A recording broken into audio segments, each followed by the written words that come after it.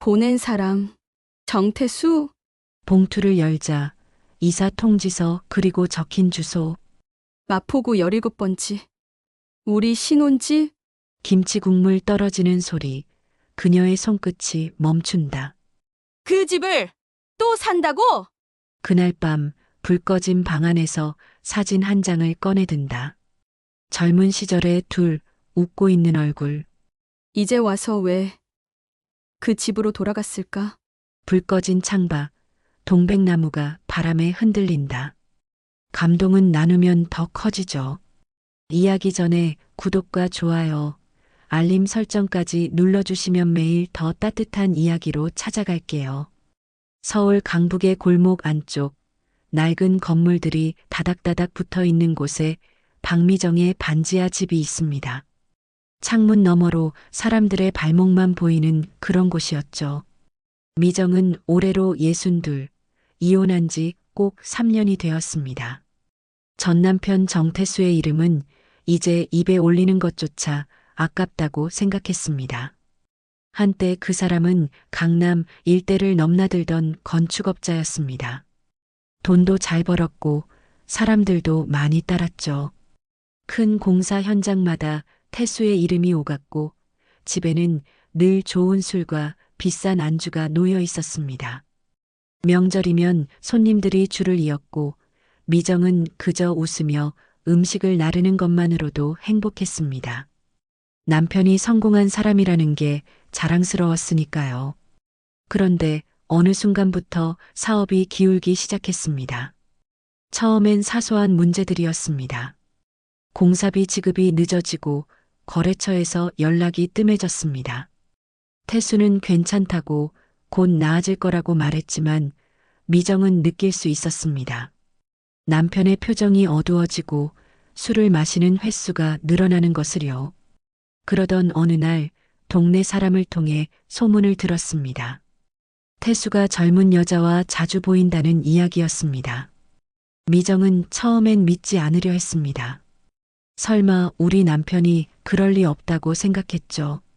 하지만 소문은 점점 구체적으로 변했고 결국 미정은 태수를 추궁했습니다. 태수는 처음엔 부인했지만 결국 인정했습니다. 미안하다는 말 한마디와 함께요. 미정은 참고 또 참았습니다. 남편이 사업에서 힘들어하는데 지금 이혼하면 더 큰 타격을 받을 거라고 생각했습니다. 하지만 시간이 지날수록 마음의 상처는 깊어졌고 결국 견디지 못하고 이혼 서류에 도장을 찍었습니다. 그날 밤 미정은 눈물 한 방울 흘리지 않았습니다. 다만 가슴속 깊은 곳이 텅 비어버린 것 같았죠. 이혼 후 태수는 연락을 끊었고 미정도 그의 소식을 듣지 않으려 애썼습니다. 서로의 인생에서 지워버리기로 한 것입니다. 그 뒤로 미정은 홀로 반찬 가게를 운영하며 살아왔습니다. 매일 새벽 4시면 일어나 시장으로 향했습니다. 배추를 고르고 물을 씻고 김치를 담그는 일상이 반복되었죠. 손님들은 미정의 김치가 제일 맛있다며 칭찬했습니다. 특히 깍두기는 단골 손님들 사이에서 유명했습니다. 아삭아삭한 식감에 적당히 매콤한 맛이 일품이라고들 했죠. 하지만 정작 본인은 그 맛을 잘 모르겠다고 생각했습니다. 맛이 아니라 습관으로 만드는 것 같았으니까요. 가게 문을 열고 손님을 맞이하고 저녁에 문을 닫으면 텅 빈 집으로 돌아가는 살. 조용하지만 외로운 일상이었습니다. 가끔 단골 손님들이 물었습니다. 사장님, 혼자 사세요? 자식은 없으세요? 그럼 미정은 그냥 웃으며 대답했습니다. 네, 편하게 살고 있어요. 자식은 인연이 안 닿았네요. 하지만 그게 진심인지는 스스로도 알 수 없었습니다. 사실 미정과 태수 사이에는 아이가 없었습니다. 신혼 초에 유산을 한번 겪은 뒤로 아이가 생기지 않았고 둘은 그냥 그렇게 살았습니다. 어쩌면 아이가 있었다면 이혼까지는 가지 않았을지도 모른다는 생각이 들 때도 있었습니다. 하지만 이미 지나간 일이었습니다. 어느 날 아침 가게 앞에 등기우편 한 통이 놓여 있었습니다. 미정은 처음엔 대수롭지 않게 봉투를 들었습니다. 요즘엔 광고 전단지도 등기로 오니까요. 그런데 보낸 사람 이름을 보는 순간 손이 멈췄습니다. 정태수? 그 이름이 또렷하게 적혀 있었죠. 미정은 한동안 봉투를 응시했습니다. 왜 이 사람이 내게 편지를 보낸 걸까? 궁금하면서도 화가 났습니다. 이제 와서 무슨 할 말이 남았단 말인가? 3년 동안 아무 연락 없다가 갑자기 편지라니요. 하지만 손은 이미 봉투를 뜯고 있었습니다. 손가락이 떨렸습니다. 오랜만에 느끼는 긴장감이었죠. 안에는 이사 통지서가 들어 있었습니다. 새 주소는 마포구의 어느 동네였는데 미정은 그 주소를 보는 순간 숨이 멎는 것 같았습니다. 마포구 17번지. 그곳은 바로 미정과 태수가 신혼 시절을 보냈던 집이었습니다. 작은 마당에 동백나무가 있던 그 집. 봄이면 붉은 꽃이 피어나던 그곳. 미정은 그 집을 너무나 사랑했습니다. 마당에서 빨래를 널고 동백나무 아래서 차를 마시던 오후가 행복했습니다. 하지만 그 집은 태수의 사업이 망하면서 경매로 넘어갔고 다른 사람 손에 들어갔다고 들었습니다. 그런데 지금 태수가 다시 그 집으로 이사를 간다니 도대체 무슨 일이 있었던 걸까요? 미정은 통지서를 든 채 그 자리에 한참을 서 있었습니다. 손님이 들어와도 인사를 제대로 못할 정도였습니다. 미정은 며칠 동안 그 통지서를 버리지 못했습니다. 냉장고 위에 올려뒀다가 서랍 속에 넣었다가 다시 꺼내서 읽어보곤 했습니다. 밤에 잠을 자려고 누우면 자꾸만 그 집의 기억이 떠올랐습니다. 태수가 웃으며 동백나무에 물을 주던 모습, 마당에서 함께 커피를 마시던 오후, 처음 그 집 열쇠를 받았을 때의 설렘까지. 신혼 시절 태수는 미정에게 말했습니다. 여보, 이 집에서 우리 평생 살자. 동백꽃 필 때마다 사진 찍고 나중에 손주들한테도 보여주고.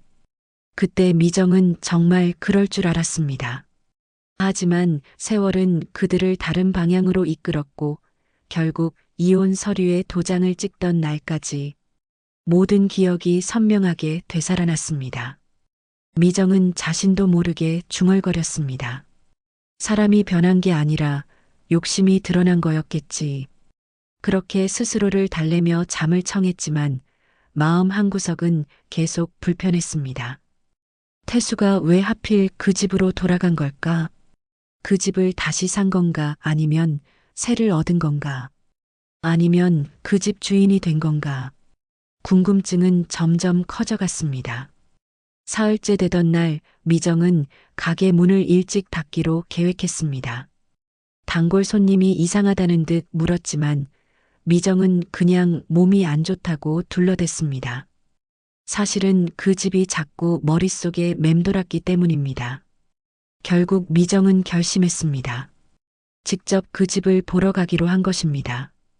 미정은 통지서를 든 채 한참을 멍하니 서 있었습니다. 손님이 들어와도 제대로 인사를 하지 못했습니다. 단골 손님인 김씨 할머니가 걱정스러운 표정으로 물었습니다. 사장님, 무슨 일 있어요? 얼굴이 왜 그래요? 미정은 황급히 통지서를 앞치마 주머니에 구겨 넣으며 대답했습니다. 아니에요, 괜찮아요. 그냥 좀 놀란 일이 있어서요. 김씨 할머니는 고개를 갸웃하며 말했습니다. 나쁜 소식이에요? 얼굴 보니까 심상치 않은데. 미정은 억지로 웃으며 대답했습니다. 아니에요. 그냥 옛날 아는 사람한테서 연락이 와서요. 김씨 할머니가 김치를 고르며 다시 물었습니다. 옛날 아는 사람? 혹시 전 남편 아니에요? 미정은 깜짝 놀라 할머니를 쳐다봤습니다. 할머니는 씩 웃으며 말을 이었습니다. 나도 다 겪어본 사람이에요. 그런 표정은 옛날 사람 생각날 때 짓는 얼굴이라고. 미정은 한숨을 내쉬며 인정했습니다. 맞아요. 전 남편이 이사 통지서를 보냈어요. 할머니가 눈을 동그랗게 떴습니다. 이사 통지서를 이혼한 사이에 왜? 미정은 고개를 저으며 대답했습니다. 저도 모르겠어요. 그것도 우리 신혼집 주소로요. 할머니는 김치통을 내려놓고 진지하게 물었습니다. 신혼집이요? 그럼 그 집을 다시 산 건가요? 글쎄요. 그 집은 경매로 넘어갔다고 들었는데 할머니가 고개를 끄덕이며 말했습니다. 그 사람 뭔가 할 말이 있나 보네요. 안 그러면 굳이 그 집으로 갈 이유가 없잖아요. 미정은 대답하지 못했습니다. 할머니의 말이 맞는 것 같았습니다. 할머니가 김치를 계산하며 조심스럽게 말했습니다. 사장님, 제 말 듣기 싫으시겠지만요. 한번 가보세요. 안 가면 평생 궁금할 거예요. 미정은 고개만 끄덕였습니다.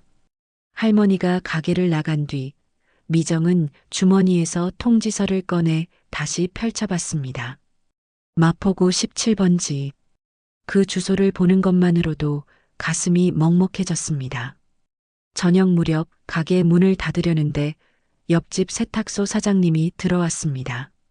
미정 씨, 아직 안 닫았네? 오늘 일찍 닫는다고 했잖아. 미정은 깜짝 놀라며 대답했습니다. 아, 맞다. 깜빡했어요. 세탁소 사장님이 걱정스럽게 물었습니다. 요즘 정신없어 보이던데 무슨 일 있어요? 미정은 잠시 망설이다 말했습니다. 사실 전 남편한테서 연락이 왔어요. 전 남편이요? 3년 만에? 네. 이사 통지서를 보냈는데 주소가 우리 신혼집이에요. 세탁소 사장님이 놀라며 물었습니다. 그 집을 다시 샀나 봐요? 그런가 봐요.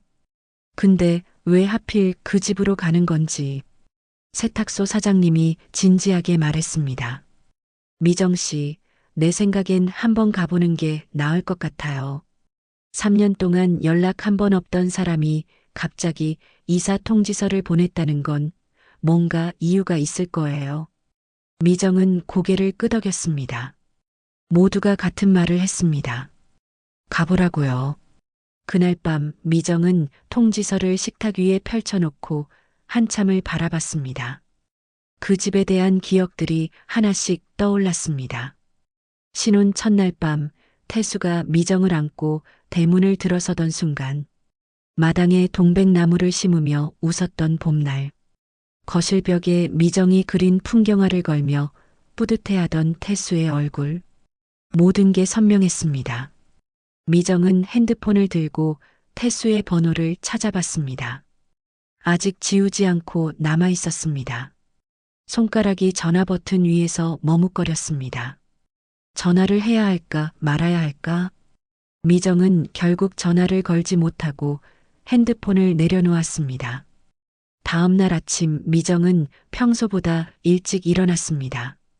잠을 설쳐서 눈 밑에 다크서클이 생겼습니다.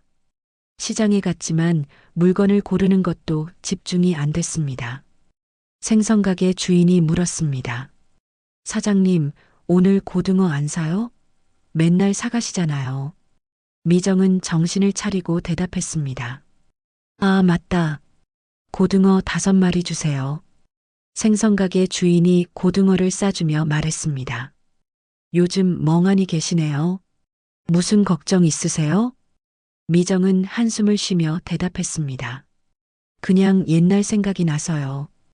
옛날 생각이요? 좋은 옛날이에요. 나쁜 옛날이에요? 미정은 잠시 생각하다 대답했습니다. 둘 다요. 좋았던 것도 있고 나빴던 것도 있고 생선가게 주인이 고개를 끄덕이며 말했습니다. 그게 인생이죠 뭐. 좋은 것만 있으면 좋겠지만 그럴 순 없잖아요. 미정은 생선을 받아들고 가게로 돌아왔습니다. 오전 내내 손님들을 맞이했지만 머릿속은 온통 그 집 생각뿐이었습니다. 점심때쯤 되자 미정은 결심했습니다. 오늘 가게를 일찍 닫고 마포로 가기로요. 오후 3시 미정은 가게 문에 쪽지를 붙였습니다. 오늘 개인 사정으로 일찍 문 닫습니다. 그리고 거울을 보며 옷매무새를 다듬었습니다. 왜 옷을 신경 쓰는지 스스로도 이해할 수 없었습니다. 그냥 이혼한 남편 집을 보러 가는 것 뿐인데 말이죠. 미정은 가방을 들고 밖으로 나섰습니다. 하늘은 흐렸고 비가 올 것 같았습니다. 미정은 우산을 챙기려다 말았습니다. 그냥 가고 싶었습니다. 버스 정류장으로 향하는 발걸음은 무거웠지만 멈출 수가 없었습니다. 버스는 천천히 마포 쪽으로 향했습니다. 미정은 창밖을 바라보며 깊은 생각에 잠겼습니다. 옆자리에 앉은 젊은 여자가 통화를 하고 있었습니다. 엄마, 나 지금 집에 가는 중이야. 오늘 저녁은 집에서 먹을게. 그 말을 듣는 순간 미정은 문득 생각했습니다. 나에게도 돌아갈 집이 있었는데, 그 집, 동백나무가 있던 그 집. 하지만 이제는 남의 집이 되어버렸죠. 아니, 태수가 다시 산 거라면 여전히 태수의 집인 건가요? 마포 정류장에 도착했을 때는 오후 4시쯤이었습니다. 하늘은 점점 더 어두워지고 있었습니다. 미정은 버스에서 내려 잠시 망설였습니다. 정말 가는 게 맞을까? 하지만 이미 여기까지 왔는데 돌아갈 수는 없었습니다. 미정은 천천히 골목길로 들어섰습니다. 골목 입구에는 새로운 카페가 생겨 있었습니다. 예전에는 없던 가게였습니다. 커피 향기가 골목에 가득했습니다. 미정은 골목을 따라 걸으며 주변을 둘러봤습니다. 많은 것이 변했지만 어떤 것들은 여전히 그대로였습니다. 모퉁이의 작은 구멍가게, 낡은 담벼락, 좁은 골목길. 미정의 발걸음은 점점 느려졌습니다. 드디어 그 집 앞에 도착했습니다. 17번지. 대문은 예전보다 훨씬 깨끗했습니다. 진한 갈색 페인트가 새로 칠해져 있었고 문패도 새 것으로 바뀌어 있었습니다. 미정은 대문 앞에 서서 한참을 바라봤습니다. 담 너머로 동백나무 가지가 보였습니다. 아직 꽃이 피기 전이었지만 그 나무는 여전히 그 자리에 서 있었습니다. 미정은 가슴이 뭉클해졌습니다. 저 나무는 미정이 직접 심은 것이었습니다. 신혼 첫 해 봄 태수와 함께 시장에서 작은 묘목을 사와서 마당 한쪽에 심었죠. 그때 태수가 말했습니다. 여보, 이 나무가 크면 우리도 나이 들겠네. 그때까지 여기서 행복하게 살자. 미정은 웃으며 대답했습니다. 그럼요. 우리 여기서 평생 살아요. 하지만 그 약속은 지켜지지 않았습니다. 미정은 고개를 저으며 현실로 돌아왔습니다. 이제 와서 옛날 생각을 해봤자 소용없는 일이었습니다. 미정은 조심스럽게 대문 손잡이에 손을 댔습니다. 차가운 쇠붙이 느낌이 손바닥에 전해졌습니다. 문을 두드려야 할까? 아니면 그냥 돌아가야 할까? 고민하는 사이 갑자기 대문이 안쪽에서 열렸습니다. 미정은 깜짝 놀라 한 발 뒤로 물러섰습니다. 문 안쪽에서 한 여자가 나왔습니다. 키가 크고 날씬한 체형에 단정하게 묶은 머리, 깔끔한 흰색 블라우스에 검은색 바지를 입은 여자였습니다. 나이는 40대 후반쯤으로 보였습니다. 미정보다 훨씬 젊어 보였고 세련된 느낌이었습니다. 여자는 미정을 위아래로 훑어보더니 차갑게 물었습니다. 누구세요? 미정은 목이 메어 잠시 말이 나오지 않았습니다. 겨우 입을 열었습니다. 여기 예전에 살던 사람이에요. 여자는 눈을 가늘게 뜨며 다시 물었습니다. 예전에 살던 사람이요? 그게 무슨... 그때 여자는 뭔가 깨달은 듯 고개를 끄덕였습니다. 아, 그전 부인이시군요. 소문은 들었어요. 미정은 가슴이 철렁 내려앉았습니다. 전 부인이라는 말이 날카롭게 박혔습니다. 소문이요? 여자는 비웃는 듯한 표정을 지으며 말했습니다. 태수 씨가 이혼한 부인이 있다고 들었어요. 근데 왜 여기 오신 거죠? 미정은 당황하며 대답했습니다. 그냥 이사 통지서를 받아서요. 여기가 제가 살던 집이기도 하고. 여자가 차갑게 말을 끊었습니다. 살던 집이라고요? 지금은 아니잖아요. 여긴 이제 우리 집이에요. 미정은 할 말을 잃었습니다. 여자의 말투가 너무 차갑고 날카로웠습니다. 미정은 애써 침착하게 물었습니다. 혹시 태수 씨 계세요? 잠깐만 뵙고 싶은데요. 여자는 고개를 저으며 말했습니다. 지금은 안 돼요. 몸이 안 좋으셔서 쉬고 계세요.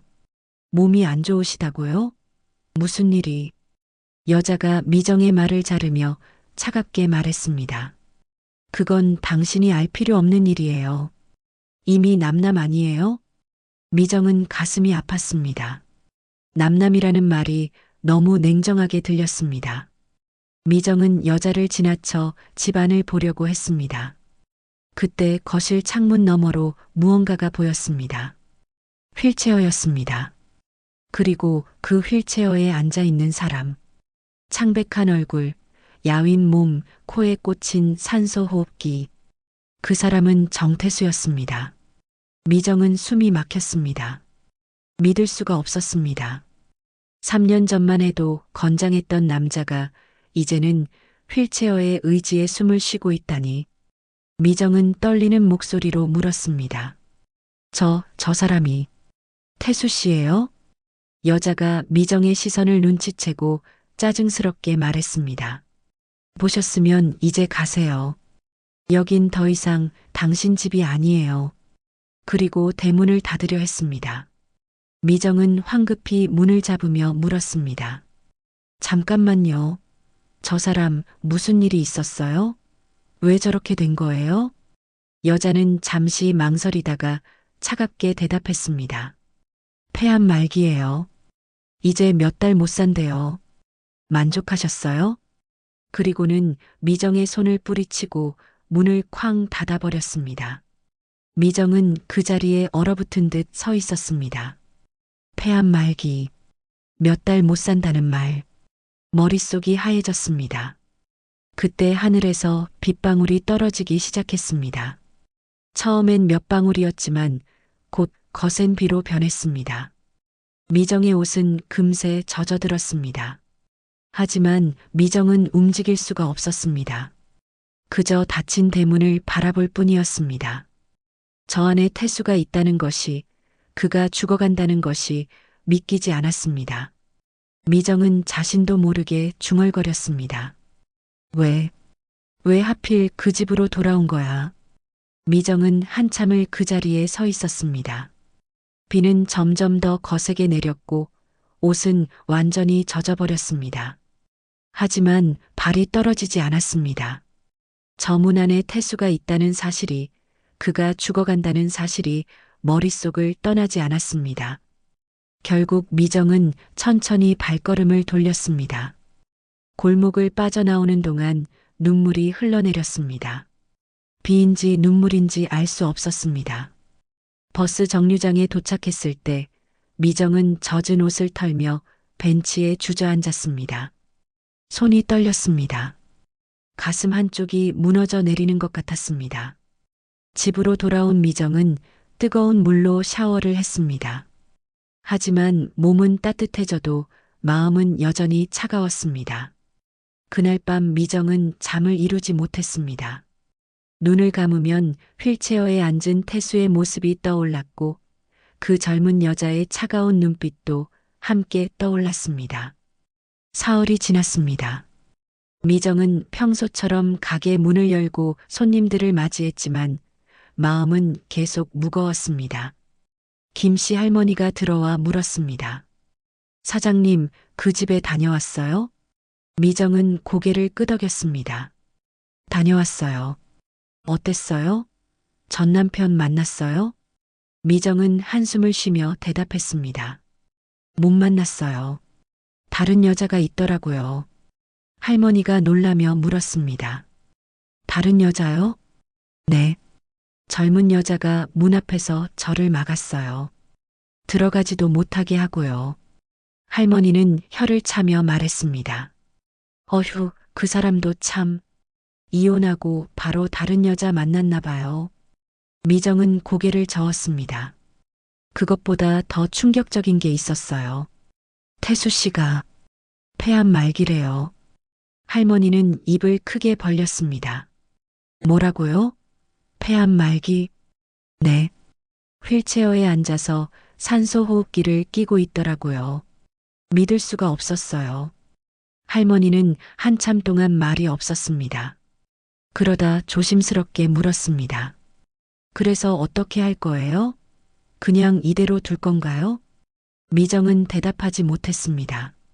어떻게 해야 할지 스스로도 알 수 없었습니다. 그날 저녁 미정은 가게 문을 닫고 집으로 돌아왔습니다. 저녁을 먹으려고 밥상을 차렸지만 밥이 목으로 넘어가지 않았습니다. 그때 핸드폰이 울렸습니다. 모르는 번호였습니다. 미정은 잠시 망설이다 전화를 받았습니다. 여보세요? 수화기 너머로 들려온 목소리는 쉰 목소리였지만 미정은 단번에 알아차렸습니다. 정태수였습니다. 미정아, 나야. 미정은 숨이 멎는 것 같았습니다. 한동안 아무 말도 하지 못했습니다. 태수가 힘겹게 말을 이었습니다. 어제 왔었다며. 선영이한테 들었어. 미정은 겨우 입을 열었습니다. 네, 갔었어요. 미안해. 그렇게 보낼 생각은 아니었어. 태수의 목소리는 약하고 떨렸습니다. 미정은 눈물이 차올랐습니다. 태수 씨, 몸이 많이 안 좋으시다면서요? 태수는 잠시 침묵하다 대답했습니다. 응, 이제 얼마 안 남았어. 미정은 울음이 터질 것 같았지만 참았습니다. 왜 하필 그 집으로 가신 거예요? 태수가 조용히 대답했습니다. 거기서 죽고 싶어서. 우리가 제일 행복했던 곳이잖아. 미정은 더 이상 참을 수 없었습니다. 눈물이 뺨을 타고 흘러내렸습니다. 태수 씨, 태수가 말했습니다. 미정아, 나 잠깐 볼 수 있을까? 할 얘기가 있어. 미정은 떨리는 목소리로 대답했습니다. 언제요? 내일. 선영이가 병원 가는 시간이 있어. 그때 올 수 있어? 미정은 잠시 고민했습니다. 그러다 대답했습니다. 알겠어요. 갈게요. 고마워. 오후 2시쯤 와줘. 전화가 끊어졌습니다.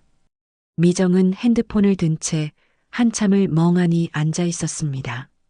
내일 태수를 만난다는 사실이 믿기지 않았습니다. 다음 날 미정은 평소보다 일찍 가게 문을 닫았습니다. 세탁소 사장님이 물었습니다. 오늘도 일찍 가세요? 미정은 고개를 끄덕였습니다. 네. 좀 급한 일이 있어서요. 혹시 전 남편 만나러 가는 거예요? 미정은 놀라며 물었습니다. 어떻게 아셨어요? 세탁소 사장님이 웃으며 말했습니다. 얼굴 보면 알죠. 조심해서 다녀와요. 미정은 고맙다고 인사하고 버스를 탔습니다. 마포로 가는 길은 며칠 전과 똑같았지만 마음은 달랐습니다. 이번엔 태수를 직접 만날 수 있다는 생각에 가슴이 두근거렸습니다. 오후 2시 미정은 그 집 앞에 도착했습니다. 대문은 조금 열려 있었습니다. 미정은 조심스럽게 안으로 들어갔습니다. 마당에는 동백나무가 그대로 서 있었고 나무 아래에는 작은 의자가 놓여 있었습니다. 미정아. 목소리가 들려왔습니다. 미정은 고개를 들었습니다. 거실 문이 열리고 휠체어를 탄 태수가 나왔습니다. 미정은 가슴이 무너지는 것 같았습니다. 3년 만에 보는 태수는 너무나 많이 변해 있었습니다. 얼굴은 창백했고 몸은 뼈만 앙상하게 남아 있었습니다. 오래간만이야. 태수가 힘겹게 웃으며 말했습니다. 미정은 눈물을 참으며 대답했습니다. 네. 오래간만이에요. 태수가 마당 의자를 가리키며 말했습니다. 앉아. 얘기 좀 하자. 미정은 의자에 앉았습니다. 태수는 휠체어를 미정 앞으로 가져왔습니다. 둘은 한참 동안 말없이 서로를 바라봤습니다. 태수가 먼저 입을 열었습니다. 미안해. 이런 모습으로 보여서. 미정은 고개를 저었습니다. 아니에요. 괜찮아요. 태수가 동백나무를 바라보며 말했습니다. 이 나무, 아직도 여기 있네. 내가 심었던 거. 네. 잘 자랐네요. 태수가 미정을 돌아보며 말했습니다. 미정아, 나 이제 살 날이 얼마 안 남았어. 미정은 눈물이 차올랐습니다. 그래서 내가 떠난 그 집으로 돌아왔어. 여기서 마지막을 보내고 싶었어. 미정은 울먹이며 물었습니다. 그럼 저 여자는요? 선영이라는 사람은 누구예요? 태수의 표정이 어두워졌습니다. 그 애는 그냥 돌봐주는 사람이야. 병원에서 소개받았어. 미정은 뭔가 석연치 않았지만 더 묻지 않았습니다. 태수가 말을 이었습니다. 미정아, 사실 너한테 할 말이 있어서 불렀어. 무슨 말이요? 태수는 잠시 망설이다 말했습니다. 나 용서받고 싶어. 내가 떠날 때 너무 못되게 굴었잖아. 미정은 고개를 저었습니다. 이제 와서 그런 얘기는 아니야. 꼭 해야 해. 안 그러면 눈 못 감을 것 같아. 미정은 태수의 눈을 바라봤습니다. 그 눈에는 진심이 담겨 있었습니다. 미정은 태수의 눈을 바라보며 천천히 입을 열었습니다. 태수 씨, 저도 그때 많이 힘들었어요. 근데 이제는 다 지난 일이잖아요. 태수가 고개를 저으며 말했습니다. 아니야. 지난 일이 아니야. 나한테는 아직도 생생해. 내가 울면서 나간 그날이. 미정은 그날을 떠올렸습니다.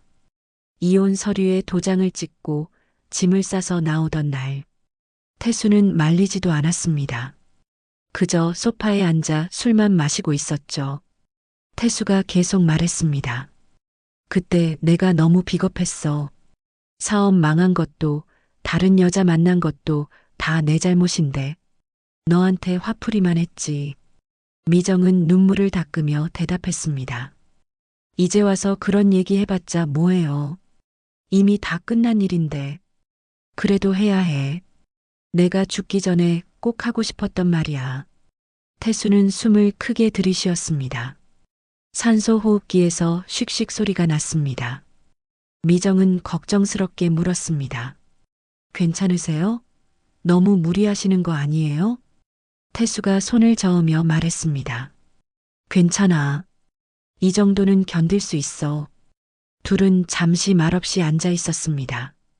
바람이 불어와 동백나무 잎이 살랑거렸습니다.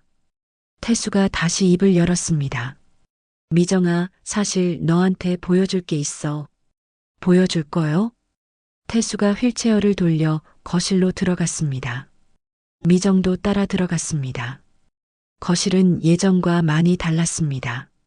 가구도 바뀌었고 벽지도 새 것으로 바뀌어 있었습니다. 하지만 한쪽 벽을 보는 순간 미정은 숨이 멎었습니다. 거기에는 그림이 걸려 있었습니다. 미정이 신혼 시절에 그렸던 풍경화였습니다. 마당에서 본 동백나무와 하늘을 그린 그림. 미정은 그 그림을 이혼할 때 가져가지 못했습니다. 태수가 가지겠다고 했으니까요. 이 그림 아직도 가지고 계셨어요? 태수가 고개를 끄덕였습니다. 응, 버릴 수가 없었어. 내가 그린 거잖아. 미정은 그림 가까이 다가갔습니다. 그림 속 동백나무는 붉은 꽃을 활짝 피우고 있었습니다. 행복했던 시절의 기억이 담긴 그림이었습니다. 내가 이 그림 그릴 때 기억나? 봄날 오후였잖아. 미정은 고개를 끄덕였습니다. 네, 기억나요. 그날 날씨가 정말 좋았죠. 그때 난 공사 현장에서 막 돌아왔었어. 내가 마당에서 그림 그리는 거 보고 너무 예뻐 보였어. 미정은 눈물이 또 차올랐습니다. 그때는 정말 행복했습니다. 돈도 많았고 사랑도 있었고 미래에 대한 희망도 가득했습니다. 태수가 휠체어를 돌려 미정을 바라보며 말했습니다. 근데 미정아, 이 그림 좀 이상하지 않아? 이상하다고요? 응. 자세히 봐봐. 미정은 그림을 자세히 들여다봤습니다. 그런데 뭔가 이상했습니다. 그림 아래쪽에 작은 글씨가 적혀 있었습니다. 미정이 쓴 글씨가 아니었습니다. 이게 뭐예요? 태수가 조용히 대답했습니다. 그건 내가 쓴 거야. 내가 떠나고 나서. 미정은 글씨를 읽었습니다. 미정아, 미안해. 사랑해. 미정은 가슴이 미어지는 것 같았습니다. 태수 씨. 그때 갑자기 현관문이 열리는 소리가 들렸습니다. 태수의 얼굴이 굳어졌습니다. 벌써 왔나? 병원 가는 시간이 아직 안 됐는데. 선영이 들어왔습니다. 미정을 보자 얼굴이 굳어졌습니다. 또 왔어요? 미정은 당황하며 대답했습니다. 태수 씨가 오라고 해서. 선영이 태수를 노려보며 말했습니다. 태수 씨, 무슨 짓이에요? 제가 나간 사이에 전 부인을 부르다니. 태수가 차분하게 대답했습니다. 선영 씨, 할 말이 있어서 불렀어. 당신은 상관없는 일이야. 선영의 목소리가 날카로워졌습니다. 상관없는 일이라고요? 제가 누군데 그런 말씀을 하세요? 당신은 간병인이잖아. 내 사생활까지 간섭할 권리는 없어. 선영은 얼굴이 빨개졌습니다. 간병인이요? 저는 단순한 간병인이 아니에요. 미정은 둘 사이의 분위기가 심상치 않음을 느꼈습니다. 선영이 미정을 향해 말했습니다. 당신 나가요. 여기는 당신이 있을 곳이 아니에요. 미정은 태수를 쳐다봤습니다. 태수가 미정에게 말했습니다. 미정아, 미안한데 오늘은 이만 가줄래? 내일 다시 올 수 있어? 미정은 고개를 끄덕였습니다. 알겠어요. 내일 올게요. 미정은 집을 나왔습니다. 대문을 나서는 순간 안에서 선영의 목소리가 들렸습니다. 태수 씨, 대체 뭐 하시는 거예요? 왜 저 여자를 계속 부르는 거예요? 태수의 목소리는 들리지 않았습니다. 미정은 가슴이 답답했습니다. 저 여자는 대체 누구일까? 정말 단순한 간병인일까? 집으로 돌아오는 버스 안에서 미정은 계속 생각했습니다. 태수가 보여준 그림, 그 아래 적힌 글씨, 그리고 선영의 이상한 반응. 뭔가 석연치 않은 느낌이 들었습니다. 다음 날 아침 미정은 가게 문을 열고 준비를 했습니다. 김씨 할머니가 들어왔습니다. 사장님, 어제 전 남편 만났어요? 네, 만났어요. 어땠어요? 미정은 한숨을 쉬며 대답했습니다. 복잡해요. 뭔가 이상한 일들이 있는 것 같아요. 이상한 일이요? 네. 태수 씨 옆에 있는 여자가 너무 이상해요. 간병인이라고는 하는데 행동이 그냥 간병인 같지가 않아요. 할머니가 고개를 끄덕이며 말했습니다. 그럼 혹시 그 여자가 뭔가 꾸미는 거 아닐까요? 꾸민다고요? 그러니까 태수 씨가 돈이 좀 있잖아요. 죽기 전에 재산을 노리는 거 아닐까요? 미정은 깜짝 놀랐습니다. 생각해보니 그럴 수도 있었습니다. 태수는 비록 사업에 실패했지만 그래도 어느 정도 재산은 남아있을 것입니다. 그 집만 해도 상당한 가치가 있으니까요. 설마, 그럴 리가. 할머니가 진지하게 말했습니다. 사장님 조심하세요. 요즘 세상에 그런 사람들 많아요. 늙고 병든 사람한테 접근해서 재산 가로채는 사람들. 미정은 가슴이 철렁 내려앉았습니다. 혹시 태수가 위험한 건 아닐까? 미정은 그날 오후에 다시 그 집을 찾아가기로 마음먹었습니다. 오후 2시 미정은 다시 마포의 그 집으로 향했습니다. 이번에는 마음가짐이 달랐습니다. 태수에게 무슨 일이 벌어지고 있는지 확실히 알아내야겠다고 다짐했습니다. 버스에서 내려 골목길로 들어서는데 앞에서 선영이 나오는 게 보였습니다. 미정은 재빨리 골목 모퉁이에 몸을 숨겼습니다. 선영은 깔끔한 코트를 입고 핸드백을 들고 있었습니다. 급한 걸음으로 골목을 빠져나갔습니다. 미정은 선영이 완전히 사라질 때까지 기다렸다가 집으로 향했습니다. 대문은 잠겨 있지 않았습니다. 미정은 조심스럽게 문을 열고 안으로 들어갔습니다. 마당은 조용했고 동백나무만 바람에 흔들리고 있었습니다. 태수 씨, 계세요? 미정이 조심스럽게 불렀습니다. 안에서 기침 소리가 들렸습니다. 미정아, 들어와. 미정은 거실로 들어갔습니다. 태수는 휠체어에 앉아 창밖을 바라보고 있었습니다. 얼굴은 어제보다 더 창백해 보였습니다. 선영 씨는 어디 가셨어요? 태수가 힘없이 대답했습니다. 병원 간다고 했어. 자기 검진 받으러. 그럼 한동안 안 오시겠네요? 응. 2~3시간은 걸릴 거야. 미정은 태수 옆에 앉았습니다.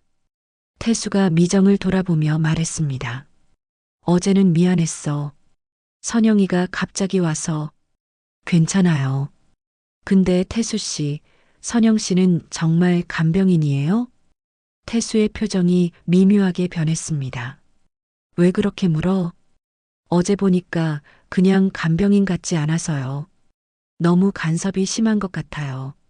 태수는 잠시 침묵했습니다. 그러다 한숨을 쉬며 말했습니다. 사실은 좀 복잡해. 복잡하다고요? 태수가 창밖을 바라보며 말을 이었습니다. 선영이는 처음에는 정말 간병인이었어.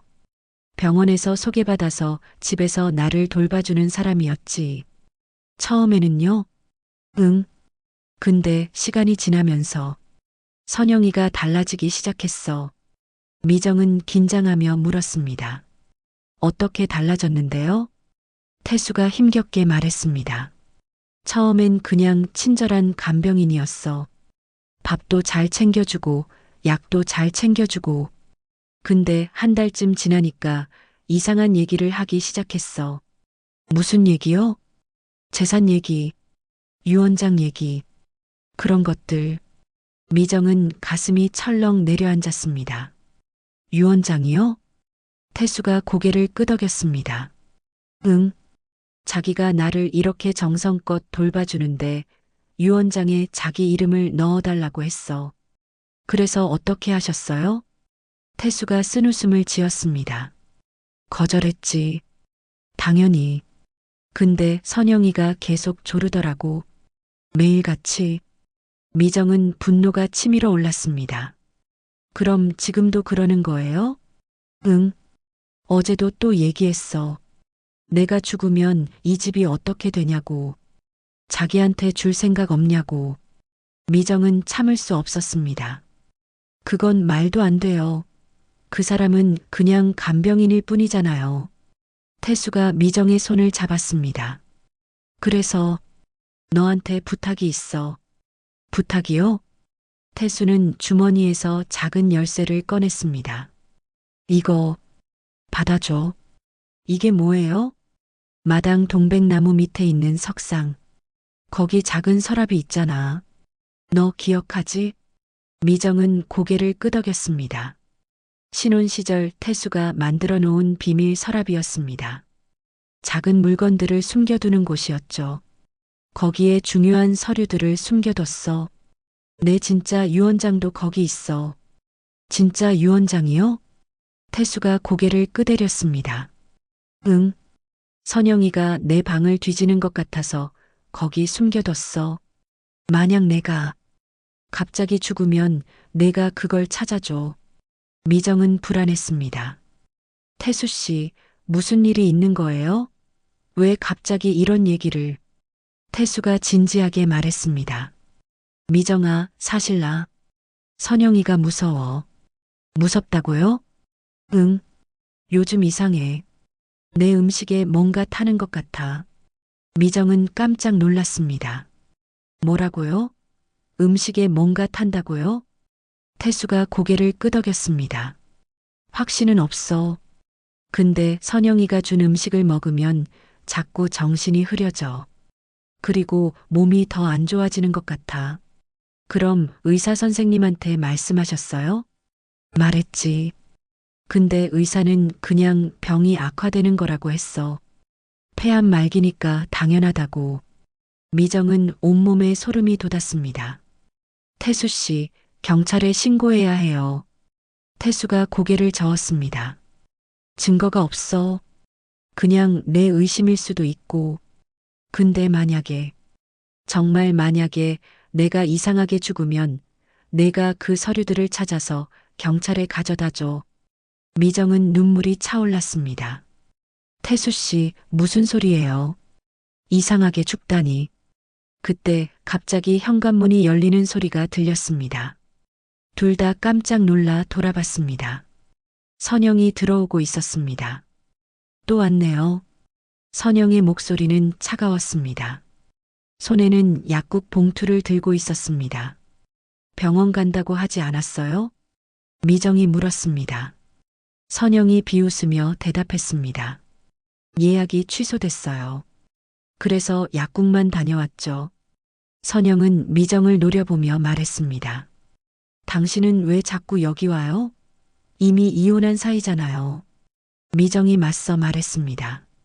태수 씨가 오라고 해서 왔어요. 태수 씨가 오라고 했다고요? 태수 씨, 지금 몸도 안 좋으신데 왜 전 부인을 계속 부르세요? 태수가 차분하게 대답했습니다. 선영 씨, 내가 누굴 만나든 당신이 상관할 일이 아니야. 선영의 얼굴이 붉어졌습니다. 상관할 일이 아니라고요? 제가 누군데 그런 말씀을 하세요? 당신은 간병인이잖아. 간병인이요? 저는 그냥 간병인이 아니에요. 선영이 소리를 질렀습니다. 미정과 태수는 깜짝 놀랐습니다. 저는 태수 씨의 사실혼 배우자예요. 법적으로 인정받을 수 있어요. 태수가 화를 내며 말했습니다. 무슨 소리야? 내가 언제 사실혼 관계라고 했어. 같은 집에 살면서 제가 모든 걸 돌봐드렸잖아요. 그럼 사실혼이죠.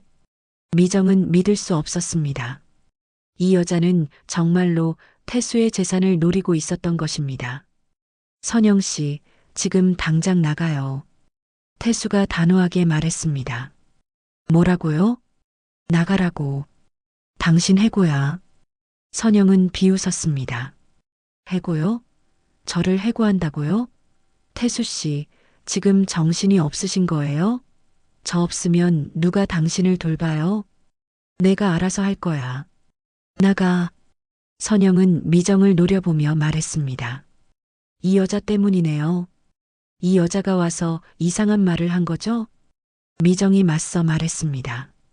이상한 말이 아니에요. 당신이 지금 하고 있는 게 이상한 거예요. 선영은 약국 봉투를 바닥에 던지며 소리쳤습니다. 좋아요. 그럼 나가죠. 근데 후회하실 거예요. 그리고 문을 쾅 닫고 나갔습니다. 선영이 나간 뒤 집안은 무거운 침묵에 휩싸였습니다. 태수는 깊은 한숨을 쉬며 휠체어에 몸을 기댔습니다. 미정은 태수의 창백한 얼굴을 보며 걱정스럽게 물었습니다. 태수 씨, 괜찮으세요? 태수가 고개를 끄덕였습니다. 응, 괜찮아. 오히려 후련해. 근데 저 여자, 정말 나갈까요?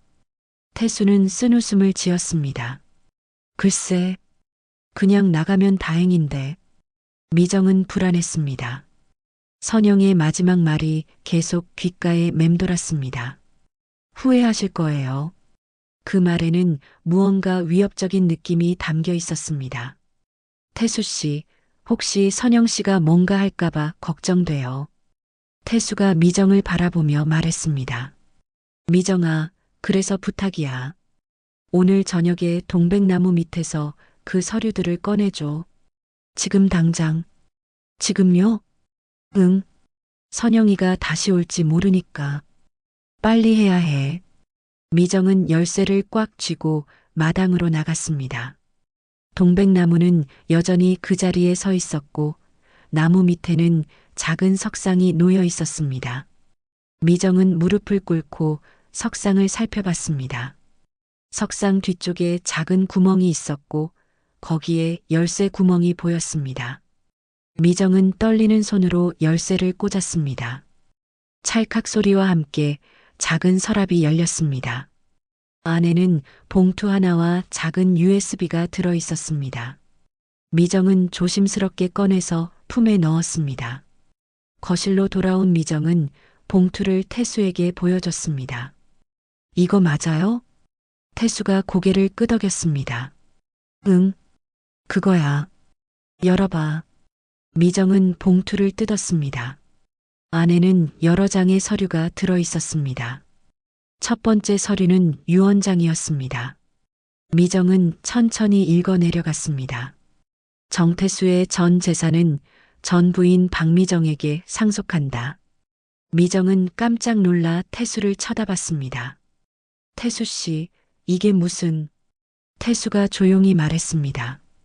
내가 진짜로 남기고 싶은 유언이야. 내게 미안한 마음이 너무 컸어. 이렇게라도 해야 조금은 속죄가 될 것 같아서. 미정은 눈물이 차올랐습니다. 태수 씨, 저는 이런 거 필요 없어요. 아니야. 받아줘. 이 집은 원래 내 집이었잖아. 내가 행복했던 곳이고. 미정은 다음 서류를 꺼냈습니다. 보험 계약서였습니다. 미정은 서류를 읽다가 멈췄습니다. 태수 씨, 이거 보험금 수령인이 최선영으로 되어 있어요. 태수가 고개를 저었습니다. 아니야. 내가 그렇게 적은 적 없어. 그럼 이건 위조된 거예요? 그런 것 같아. 선영이가 몰래 바꾼 것 같아. 미정은 소름이 돋았습니다. 세 번째 서류는 또 다른 보험 계약서였습니다. 이것도 수령인이 선영으로 되어 있었습니다. 태수 씨, 이 보험들 금액이 얼마예요? 합쳐서 한 5억 정도 될 거야. 미정은 숨이 막혔습니다. 5억. 선영은 그 돈을 노리고 있었던 것입니다. 태수 씨, 이거 경찰에 신고해야 해요. 태수가 고개를 끄덕였습니다. 응, 그래야 할 것 같아. 근데 미정아, 하나 더 확인해야 할 게 있어. 뭔데요? USB. 그것도 봐봐. 미정은 USB를 꺼냈습니다. 이게 뭐예요? 내가 몰래 녹음한 거야. 선영이가 나한테 협박하는 내용. 협박이요? 태수가 고개를 끄덕였습니다. 응. 유언장을 자기 이름으로 바꾸지 않으면 날 요양원에 보내버리겠다고 했어. 미정은 분노가 치밀어 올랐습니다. 그럼 지금 당장 경찰에 가요. 그때 갑자기 밖에서 소리가 들렸습니다. 누군가 대문을 두드리는 소리였습니다. 미정과 태수는 서로를 바라봤습니다. 누구지? 태수가 불안한 표정으로 말했습니다. 미정은 조심스럽게 현관으로 나갔습니다. 대문 밖에는 한 남자가 서 있었습니다. 검은 코트를 입은 40대 정도의 남자였습니다. 누구세요? 미정이 물었습니다. 남자가 명함을 내밀었습니다. 저는 김민수 변호사입니다. 정태수 씨를 찾아왔는데요. 변호사요? 네. 정태수 씨께서 제게 유언장 작성을 의뢰하셨습니다. 미정은 안심하고 문을 열었습니다. 안으로 들어오세요. 변호사가 들어와 태수를 보자 인사를 했습니다. 정태수 씨, 오래간만입니다. 태수가 고개를 끄덕였습니다. 김 변호사님 와주셔서 감사합니다. 변호사가 서류 가방을 열며 말했습니다. 말씀하신 유언장을 가져왔습니다. 확인해 보시겠어요? 태수가 서류를 받아 읽어봤습니다. 그리고 고개를 끄덕였습니다. 네, 이게 맞습니다. 변호사가 미정을 보며 물었습니다. 이분이 박미정 씨십니까? 미정이 놀라며 대답했습니다. 네, 맞습니다. 정태수 씨께서 전 재산을 박미정 씨께 상속하신다고 하셨습니다. 증인이 필요한데 괜찮으시겠습니까? 미정은 태수를 바라봤습니다. 태수가 조용히 말했습니다. 미정아, 받아줘. 이게 내가 할 수 있는 마지막 일이야. 미정은 눈물을 닦으며 고개를 끄덕였습니다. 변호사가 서류를 꺼내 서명을 받기 시작했습니다. 그때 갑자기 현관문이 열렸습니다. 선영이 들어왔습니다. 손에는 큰 가방을 들고 있었습니다. 뭐 하는 거예요? 선영이 소리쳤습니다. 변호사를 보자 얼굴이 굳어졌습니다. 변호사요? 왜 변호사가 여기 있는 거예요? 태수가 차분하게 대답했습니다. 유언장을 작성하고 있어. 선영이 다가와 서류를 빼앗으려 했습니다. 뭐라고요? 무슨 유언장이에요? 변호사가 선영을 막았습니다. 죄송하지만 이건 법적 절차입니다. 방해하시면 안 됩니다. 선영은 서류를 보려고 했지만 변호사가 가방에 넣어버렸습니다. 당신들 뭐 하는 거예요? 내 몰래 무슨 짓을 하는 거예요? 미정이 맞섰습니다. 당신은 여기서 나가요. 이미 해고됐잖아요. 선영이 비웃었습니다. 해고요? 제가 왜 나가야 하는데요? 여기는 제 집이에요. 당신 집이 아니에요. 태수 씨 집이에요. 선영이 가방에서 서류를 꺼냈습니다. 봐요. 여기 사실혼 관계를 증명하는 서류가 있어요. 저는 법적으로 태수 씨의 배우자예요. 변호사가 서류를 받아 살펴봤습니다. 그리고 고개를 저었습니다. 이건 법적 효력이 없습니다. 사실혼을 증명하려면 최소 2년 이상의 동거 기간과 여러 증거가 필요합니다. 선영의 얼굴이 창백해졌습니다. 뭐라고요? 그리고 이 서류들은 위조된 것 같은데요. 서명이 다릅니다. 미정이 품에서 USB를 꺼냈습니다. 그리고 이것도 있어요. 선영 씨가 태수 씨를 협박하는 녹음이요. 선영은 뒤로 물러섰습니다. 그건 변호사가 냉정하게 말했습니다. 최선영 씨, 지금 경찰을 부를까요?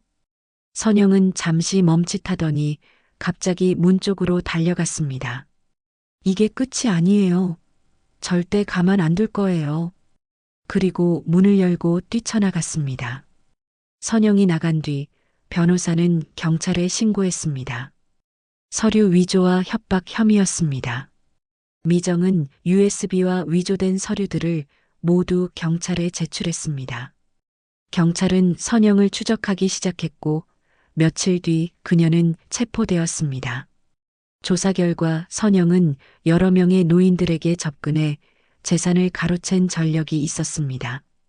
태수는 그녀의 5번째 타깃이었던 것입니다. 법정에서 선영은 보험 사기와 문서 위조, 협박 혐의로 징역 5년을 선고받았습니다. 선영이 끌려가던 날 법정 복도에서 미정과 눈이 마주쳤습니다. 선영이 차갑게 말했습니다. 결국 당신이 이겼네요. 미정은 조용히 대답했습니다. 아니에요. 진실이 이긴 거예요. 그것이 선영과의 마지막 대화였습니다. 사건이 마무리되고 한 달이 지났습니다. 태수의 건강은 점점 더 나빠졌습니다. 의사는 더 이상 희망이 없다고 했습니다. 미정은 매일 그 집을 찾아가 태수를 돌봤습니다. 밥을 먹여주고 약을 챙겨주고 옆에 앉아 이야기를 나눴습니다. 어느 봄날 오후 동백꽃이 활짝 피었습니다. 태수는 휠체어를 타고 마당으로 나왔습니다. 붉은 꽃들이 나무 가득 피어 있었습니다. 미정아, 꽃 좀 봐. 정말 예쁘다. 태수가 힘없이 웃으며 말했습니다. 미정은 꽃을 하나 따서 태수의 손에 쥐어줬습니다. 태수 씨가 심은 나무예요. 우리가 함께 심었던 나무. 태수가 꽃을 바라보며 말했습니다. 그때가 제일 행복했던 것 같아. 너랑 함께였으니까. 미정은 눈물을 참으며 말했습니다. 저도요. 그때가 좋았어요. 태수가 미정의 손을 잡았습니다. 미정아, 고마워. 끝까지 옆에 있어줘서. 당연한 거예요. 우리 한때 부부였잖아요. 태수가 고개를 끄덕였습니다. 그리고 조용히 말했습니다. 미정아, 내가 죽으면 이 집 잘 부탁해. 무슨 소리예요? 아직 멀었어요. 태수가 쓴웃음을 지었습니다. 아니야. 나는 알아. 이제 정말 얼마 안 남았어. 미정은 더 이상 참지 못하고 울었습니다. 태수가 미정의 머리를 쓰다듬었습니다. 울지 마. 나는 행복해. 마지막에 너를 다시 만나서. 일주일 뒤 태수는 조용히 숨을 거두었습니다. 마당 동백나무 아래에서 미정의 손을 잡은 채로요. 의사는 평화로운 죽음이었다고 했습니다. 장례식은 조용하게 치러졌습니다. 친척들과 옛 동료들이 찾아왔습니다. 미정은 상주로서 조문객들을 맞이했습니다. 김씨 할머니도 왔고 세탁소 사장님도 왔습니다. 사장님, 힘내세요. 김씨 할머니가 미정의 손을 꽉 잡으며 말했습니다. 미정은 고개를 끄덕였습니다. 장례를 치르고 난 뒤 변호사가 유언장을 공개했습니다. 태수의 전 재산은 미정에게 상속되었습니다. 마포의 그 집도 남아있던 예금도 모든 것이 미정의 것이 되었습니다. 하지만 미정은 그 재산을 혼자 가지지 않았습니다. 태수의 마지막 소원을 기억했기 때문입니다. 태수는 생전에 말했습니다. 미정아, 내가 죽으면 이 집을 좋은 일에 써줘. 나처럼 외롭고 힘든 사람들을 위해. 미정은 그 약속을 지키기로 했습니다. 변호사와 상의한 끝에 집을 복지재단에 기부하기로 결정했습니다. 몇 달 뒤 그 집은 박미정 반찬나눔센터로 다시 태어났습니다. 혼자 사는 노인들과 어려운 가정의 아이들에게 무료로 반찬을 나눠주는 곳이었습니다. 미정은 매일 그곳에서 김치를 담그고 반찬을 만들었습니다. 센터 개소식 날 많은 사람들이 찾아왔습니다. 동네 주민들, 복지 관계자들, 그리고 미정의 단골 손님들까지요. 김씨 할머니가 미정에게 말했습니다. 사장님, 정말 잘하셨어요. 전 남편도 하늘에서 기뻐하실 거예요. 미정은 웃으며 대답했습니다. 그랬으면 좋겠어요. 센터 앞마당에는 여전히 동백나무가 서 있었습니다. 미정은 나무 아래에 작은 표지판을 세웠습니다. 정태수를 기리며라고 적혀 있었습니다. 어느 날 오후 미정은 나무 아래에 앉아 하늘을 바라봤습니다. 따뜻한 햇살이 내리쬐고 새들이 지저귀고 있었습니다. 미정은 조용히 중얼거렸습니다. 태수 씨, 잘 보고 계시죠? 약속 지켰어요. 이 집은 이제 많은 사람들에게 따뜻한 곳이 됐어요. 바람이 불어와 동백나무 잎이 살랑거렸습니다. 마치 대답하는 것 같았습니다. 미정은 자리에서 일어나 센터 안으로 들어갔습니다. 안에서는 아이들이 웃으며 뛰어놀고 있었고 노인들이 모여 이야기를 나누고 있었습니다. 창문가에 걸린 그림이 눈에 들어왔습니다. 미정이 신혼 시절에 그렸던 풍경화였습니다. 미정은 그림을 바라보며 생각했습니다. 사람은 용서받지 못해도 용서할 순 있다고. 태수는 미정에게 상처를 줬지만 마지막에는 진심으로 사과했고 미정은 그를 용서했습니다. 그리고 이제 그의 뜻을 이어받아 더 많은 사람들에게 따뜻함을 나눠주고 있었습니다. 저녁 무렵 미정은 센터 문을 닫고 집으로 돌아갈 준비를 했습니다. 마지막으로 마당을 둘러보며 중얼거렸습니다. 이제야 내 이름으로 사는 집이 되었네요. 그 말에는 슬픔도 있었지만 평화도 담겨 있었습니다. 미정은 대문을 닫고 골목길을 걸었습니다. 뒤돌아보니 센터 창문에 불이 환하게 켜져 있었습니다. 따뜻한 빛이었습니다. 미정은 미소를 지으며 걸음을 옮겼습니다. 이제 진짜 새로운 시작이었습니다. 태수와의 기억을 가슴에 품고 더 많은 사람들에게 사랑을 나눠주며 살아갈 것입니다. 그것이 미정이 선택한 삶이었고 태수가 바랐던 일이기도 했습니다. 봄바람이 불어왔습니다. 동백꽃 향기가 골목에 가득했습니다. 미정은 그 향기를 맡으며 천천히 걸어갔습니다. 이제는 혼자가 아니었습니다. 많은 사람들과 함께 따뜻한 마음으로 살아갈 것입니다. 그렇게 미정의 새로운 봄이 시작되었습니다. 당신의 하루에 작은 감동이 되었다면 구독과 좋아요로 함께 걸어주세요. 다음 이야기도 따뜻하게 준비해 두겠습니다.